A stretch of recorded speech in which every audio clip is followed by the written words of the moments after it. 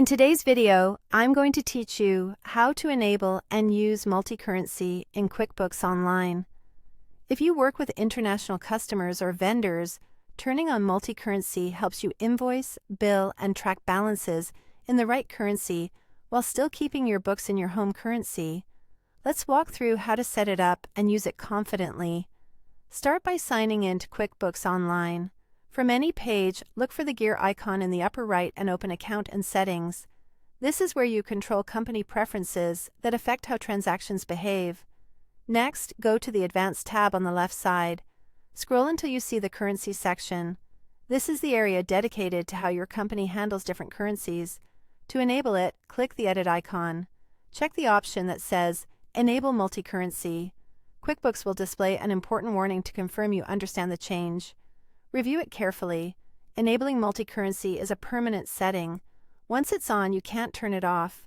Your home currency will remain the base for reports, and foreign currency balances will be converted for you. If that all looks good, click Yes to acknowledge, then Save and Done. With multi-currency on, you'll need to assign currencies to the people and accounts that use them. For customers, go to Sales and then Customers. Open the customer you want, click Edit, and choose the correct currency from the drop-down. Save your changes. Do the same for vendors by going to Expenses, and then Vendors, opening the vendor profile, editing, and selecting the appropriate currency. If you also use foreign currency bank or credit card accounts, assign their currency when you create or edit them in your chart of accounts, so the balances calculate correctly. From here, using the new currency is straightforward. When you create an invoice, bill, or other transaction for a customer or vendor with an assigned currency, QuickBooks automatically applies that currency to the form. You'll see amounts in the foreign currency, while QuickBooks tracks the related home currency impact behind the scenes. Exchange rates can be pulled in automatically or adjusted as needed on the transaction, depending on your settings.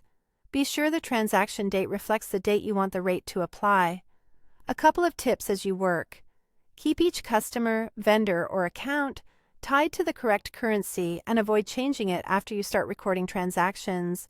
Review your reports in home currency to see the consolidated view and use the customer or vendor centers to view open balances in their native currency.